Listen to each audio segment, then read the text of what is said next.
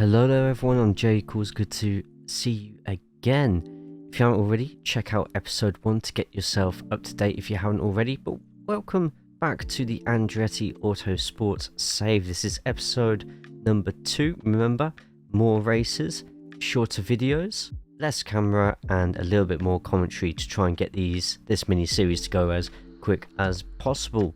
After a fantastic third place finish in our second race, we can crack on and try to get some reliability issues sorted, study our finances and sort of plan what we're going to be building over the next 2 races. Now, with there being such a big gap in between races, sometimes up to 3 weeks, as it is a shortened schedule compared to Formula 1, we can kind of build up our parts in performance and reliability, and we just don't have the same sort of time restraints as if we were in Formula 1. And finances withholding, it just means we can be a little less stressed when it comes to building our spare engines and gearboxes for the rest of the season.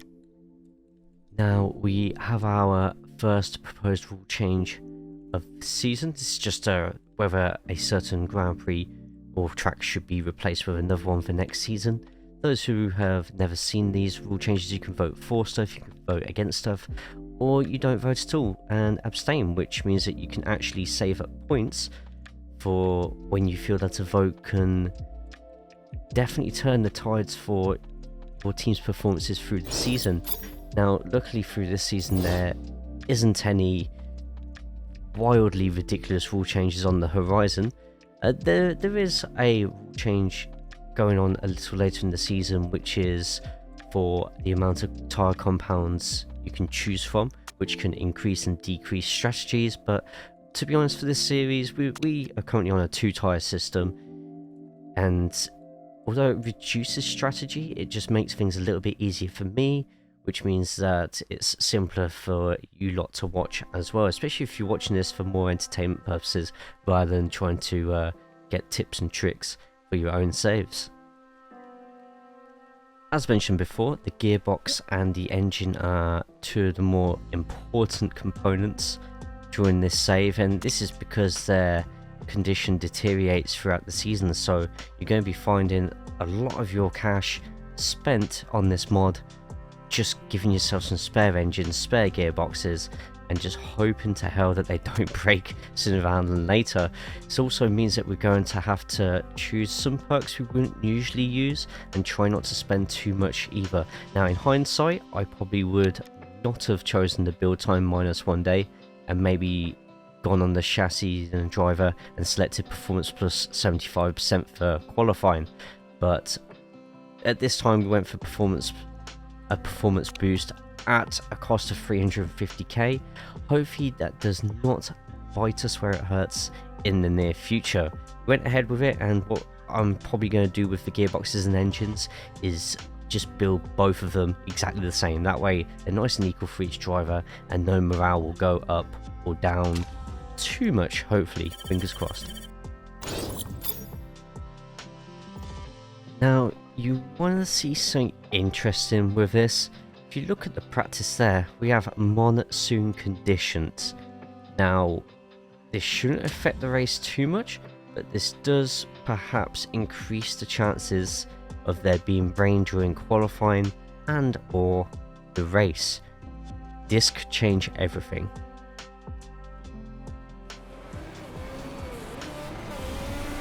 So with level 3 traits in both the ultra soft tyres and the qualifying trim, you'd think, hey, we could have a really good chance of qualifying here, but unfortunately it's just not really to be the case. And this is where we start questioning whether Kirkwood will stay us for the next season. I mean, he wants to leave anyway.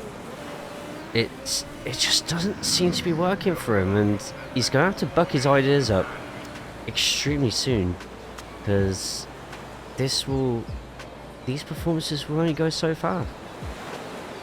Regardless of this though, I feel that this race could have some good to the sleeve, because as you can see, we're going to be getting some rain.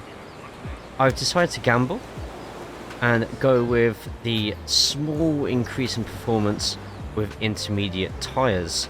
Also going to be starting off with ultra softs as well, because while it's going to be raining, while the track is dry, we kind of want to get a good start and see how far that can take us. Let's get on with the race.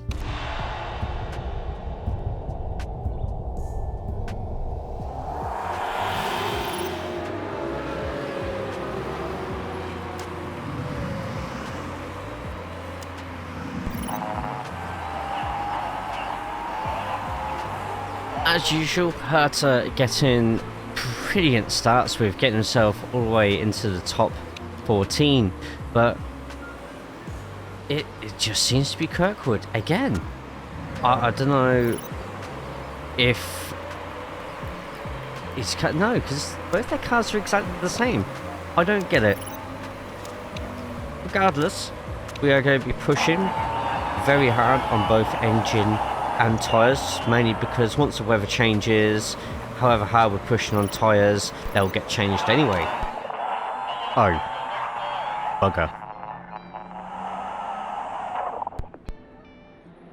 So Colton decided, hey, let's go smash my front wing up in a collision. We debated keeping them out until the rain started so we could swap tyres at the same time. But ultimately, we thought, get over and done with. While it's getting held up by traffic, if we can get the wing repaired, then it gives him a nice clean road in front and allows him to catch up and get a bit quicker. Meanwhile though, Kirkwood, although gaining 1 or 2 positions, is still really struggling.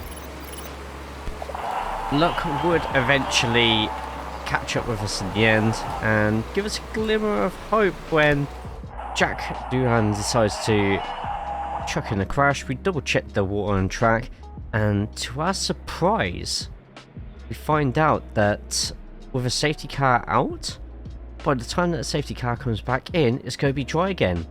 With both cars at the back, we thought, you know what, let's go for it. Double stack, both on more ultra softs, and let's just take this as a quick soft restart of the race and try and climb back up the pack.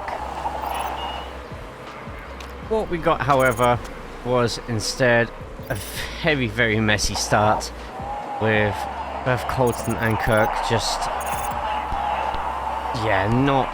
not having a good time at all. Herta would eventually go up a few places, but Kirkwood just really struggling at this course. After a brilliant show from Herta getting up to 11th place before we go in for a pit, starting lap 33, unfortunately things would go from bad to worse for Mr. Kirkwood, as shown. I think we can safely say the start of this episode has kind of started exactly how our last Haas episode kind of finished. Just a whimper. A very quiet whimper. This is nothing but a minor setback. I promise. We will get both drivers points at some point this season. I swear. We'll recuperate. We'll swap around the pit crew. We'll see how much damage we have to repair after the race, which will be quite a bit. And we have both the drivers wanting to leave again. Wait a minute. Well then, looks like we're cracking out the cucumbers then. For 250 grand though, what are they made out of? Gold? With 17 in-game days to go till our next race at Phoenix, we have more than enough time to get these gearboxes race ready. We'll be focusing fully on the reliability of them. A decent gearbox is what you need for the Phoenix GP, this track layout anyway.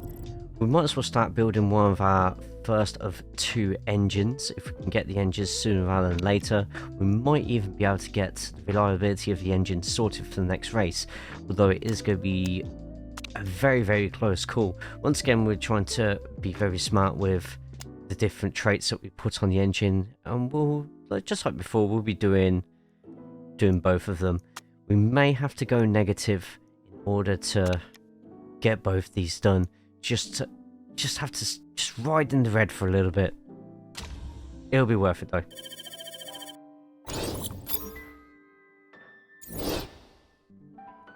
It is now race weekend, and I'm pretty happy with the gearboxes. We are going to go all in with those. The engine, I'm going to wait until it is at least 90% before we start using it. I want to try and get both our engines as close to 100% as possible before we throw them onto the cars and chuck them straight into the action. But home Grand Prix, let's try and get something from it.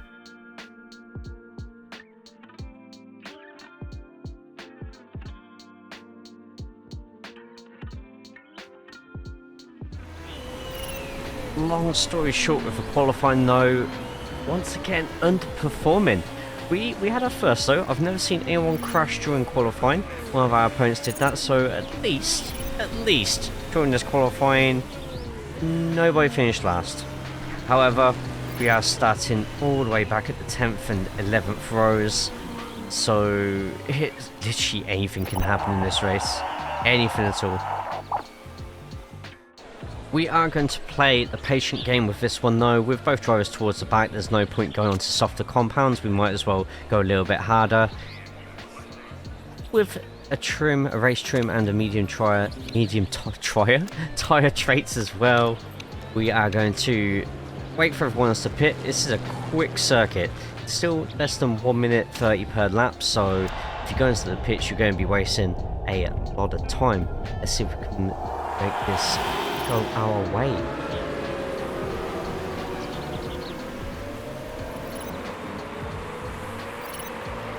What followed for the first few laps was an extremely tight, bunched up together pack. We turned both the strategies up to red, trying to get those tyres warmed up as quick as possible, choosing mediums and having plenty of leeway for the softs. With we can push on these tyres, we can afford to do it, but there's just so much going on to the point where even Herta gets another collision on there. This does result in a penalty for one of the other drivers, but we're battling hard. We're getting up to mid-pack, and you know, we're the third and fourth highest placed drivers on medium tyres, so far so good.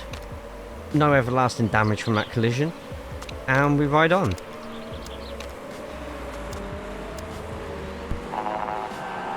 I mean, it's even getting to the point where even Kirkwood's starting to get a few fancy moves in. Boy, you fancy! And Colton Herta even gets a peek into the top 10 for a while. With loads of people and softs in front of us, I feel these two could get a little bit higher before they have to pit.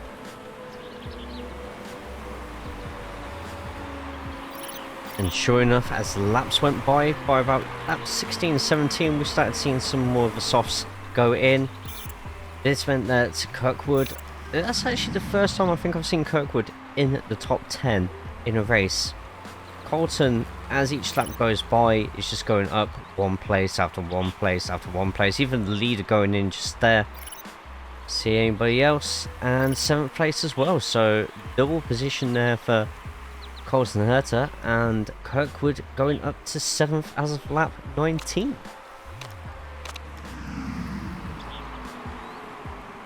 We get to lap 28 and we're thinking we need to go to the pits anytime now. We're checking the leader to see how close he is to going to the pits, and then all of a sudden the leader crashes. This puts Colton Herta into the lead and gives us a fantastic opportunity to swap over to the softer compound now. The softer compound we've already seen can last 17-18 laps.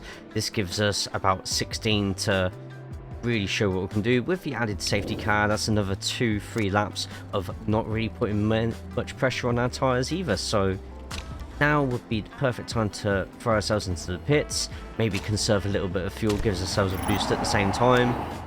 And our luck could not have been any better there.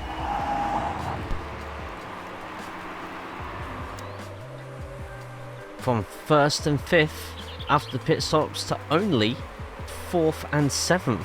We've saved up our fuel, saved up our tyres. It's time to put the afterburners on. Let's climb up this grid. Let's look good while doing it.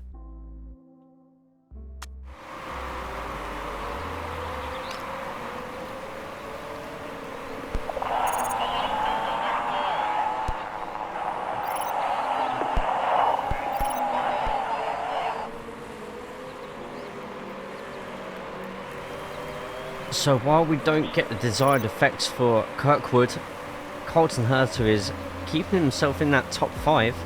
Leader just absolutely flying ahead by now. We're seeing one or two more cars and their reliability issues starting to rear their ugly heads. Kirkwood is either going up 2-3 places at once or going wide on the corner and losing 2 or 3 more. It's literally back and forth at the moment. We're going to carry on regulating the tyres, regulating the fuel.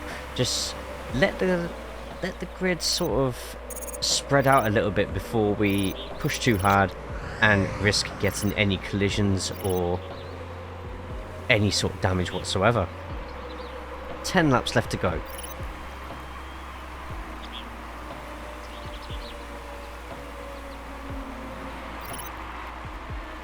We fast forward and approach 5 laps remain. We've got Colton Herta in 5th place. Kirkwood is in a tough little battle just there. If you look on the mini-map, just a cluster of cars. It's just seems to be going back and forth. I'm trying to use the engine module overtake at the perfect opportunities, and we're doing good with it. You know, Kirkwood is finally listening to our words. Kirkwood is finally showing us that he deserves a place at Andretti Autosport. 4 laps left.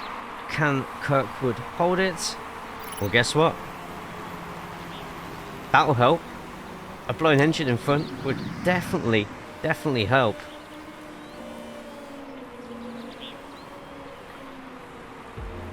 Meanwhile, as we approach the final lap, Herta's doing fine where he is in 5th. So the focus is on Kirkwood. Can Kirkwood keep that top 10, score his first points of the season?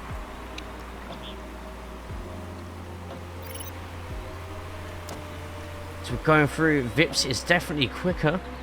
Checking that fuel. We're using the overtake when we can. And someone going wide and a very unsafe rejoin just there. If that was iRacing there, I'd be all over the voice comms. But Kirkwood going to take that position. Same with Vips as well. Kirkwood getting 8th place. Herta finishing 5th. Double load of points for Andretti Autosport. Finally, everything seemed to just work out. It just managed to work out for us, didn't it? Very, very satisfying results.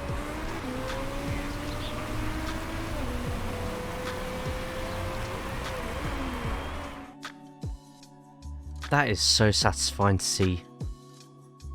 Both the Andretti Autosport drivers getting in the points. Just look at all those penalties as well. But Colton Herta jumping up into 4th. Andretti Autosport back within the top 10. Couldn't ask for more. It's always nice to see new traits added into the marketability. Going to be eventually adding to the drivers' attributes as well. Mr. Michael Andretti, one of my favourite IndyCar drivers as a kid. Happy you're with me. Mark out moment. And of course, marketability of the team slowly rising at the same time. Plus money, give me money, money, money, money, money, money, money, money.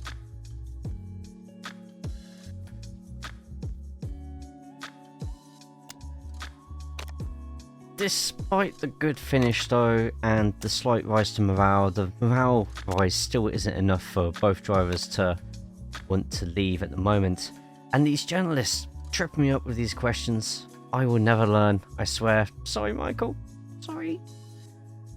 So we've got the drivers still wanting to leave. We're risking bankruptcy because of the new engines once we get the other one built.